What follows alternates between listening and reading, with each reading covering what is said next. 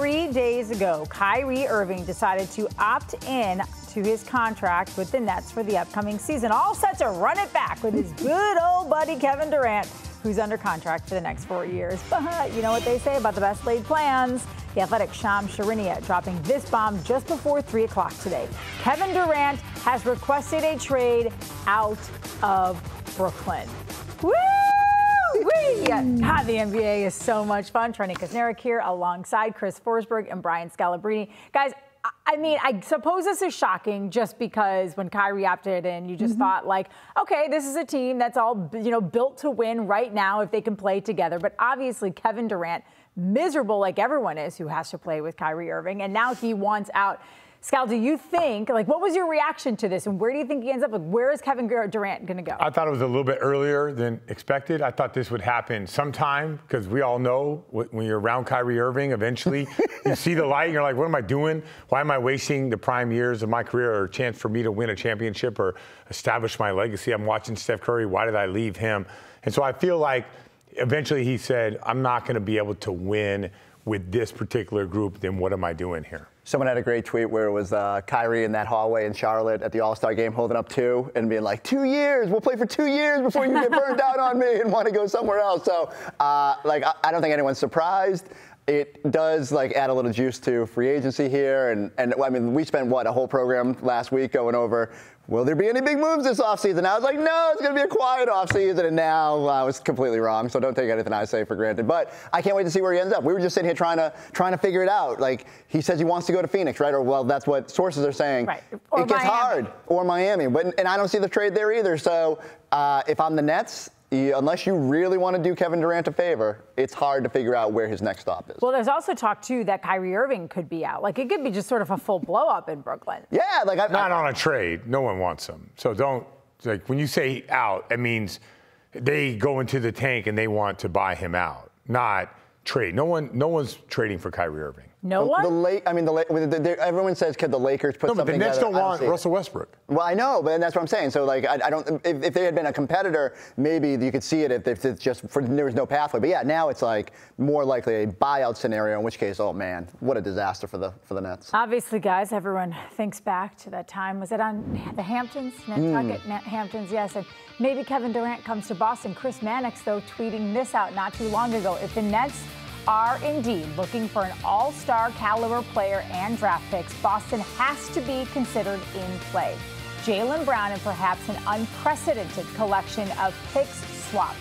Ime Udoka, who coached KD in Brooklyn, could make the Celtics more appealing. And remember, these are not the Ainge Celtics. Brad Stevens has been in win-now mode since he took the job and is not as wed to draft picks as Ainge was. I was on vacation when Brian Scalabrine said that he would definitely take Kevin Durant here in Boston. Do you still feel that now that it's a possibility? Yeah, of course. Do you take him? It's Kevin Durant. I mean, the only thing that I would... What'd you call him, Durantula? Or Slim Reaper, or whatever you want to call it. Durantula, whatever you want to call it. The only thing that I would think about is the age, right? That's the only thing that comes into play. But in the NBA, I don't even look at anything past 3 years. So I'm watching Kevin Durant. I know how hard he's worked. He has gotten injured, but he seems to bounce back. I would feel like he has 3 years minimum of good high-level basketball. He would fit in perfectly with the team. So, yeah, I would definitely do that. Depends on how many picks or pick swaps Nets would want. What is your bitter beer face? I guess I don't understand how people would be. I'm with you, Scal. I don't know how you could be reluctant to have one of the best players on the planet to ever play the game to come team up with Jason Tatum and Marcus Smart and your guy Rob Williams. Because you're not going to have all those guys when it's done. The Brooklyn Nets are not going to come to you and say, okay, we're just going to do it for Jaylen Brown. And whether it's right. You're right. You're undervaluing Jaylen Brown. The league values Jaylen Brown. They might, but you clearly don't, because there's no way. How do I not? The Boston Celtics should trade Jaylen Brown in this deal. They have the perfect situation. The homegrown. Wait, hold on. Go ahead. I'm not trading Jaylen Brown for Kevin Durant. Oh, that's insane. Well, then that's where the conversation starts. Because you just said it's going to take a collection of players. Because you get to get the $42 million. You're not just giving up Jaylen. Well, Daniel Tice is the other one. Then do you think the Nets are going to go for that? And the picks. Name a player that's better. There's no better. And by the way, Jaylen Brown, I'm not trying to throw shade. I think you are an elite and it's a compliment that he's in these conversations. Yeah, but like, if I'm the Nets, okay, we'll do this show. You won't tell me a better trade package than Jaylen Brown and picks. You won't find one. I guarantee it. You can look far and wide across the NBA. You will not find a more accomplished player with an upside. Which is why the Boston Celtics won't do it, because they're that's not. Fine. So that's fine. Just keep but don't. You're bringing me into that conversation. That's fine if they decide not to. But don't say then the conversation is over. Right. So let's just move on then. Let's move on. Chris, why wouldn't you do it? Like, it's not like it's Jaylen Brown. But it's Kevin Durant. I understand that, but you're talking about, okay, here's the thing. You get Kevin Durant, you give up Jaylen Brown, you give up all these picks, and let's just say Kevin Durant gets hurt. Let's just say Kevin Durant has, at some point, does show human ability.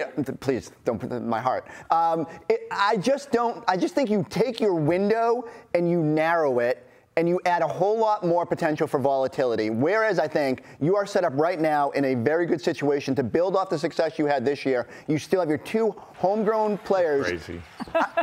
I'm just saying, you're acting like in the NBA, oh, we're just solidified. Everyone's going to be here for 9 years. For sure. And you don't know that? You absolutely don't. And things change so quickly. There is part of me that says, would it be better to just go for it? Because it's undeniable that a Jason Tatum and Kevin Durant combo makes you an immediate championship level. But I just saw Kevin Durant with some talent. Not quite. Who? I mean, Kyrie. They were not good. I don't know how many different ways I can keep telling you guys that team was not a good team. I said it at the beginning of the year. Vegas is nuts for this team is not a championship level team. If they come back with everybody this year, when Ben Simmons actually plays. They're not a good team.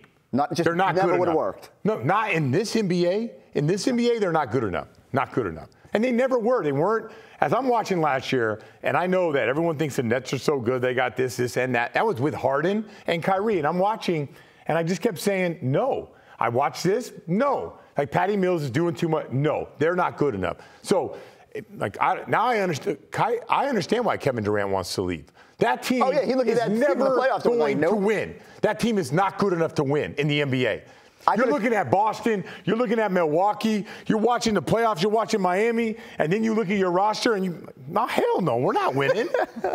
I don't disagree, but I would have liked to have seen what it looked like if they had full-time Kyrie, if they got Ben Simmons out. You're crazy. You're smart enough to know that wasn't good. Because Kyrie's never full-time. Talent always wins out in the NBA, and it would have at least been intriguing to watch. And look, I said it had a high volatility probability, but I would have liked to at least seen it. No, you're the same guy. Are you the same guy that thought the Lakers were going to be good too? Didn't you watch them and say, nah? But I at least got to see it. Like Joe Harris comes back. If Seth. What? Why is it so outlandish? I love working with you today. To me and you are not seeing eye to eye today. Whatever. Well, good. That's what makes sense. How long do we have? An hour of this? Yeah, this is great. For you to disagree.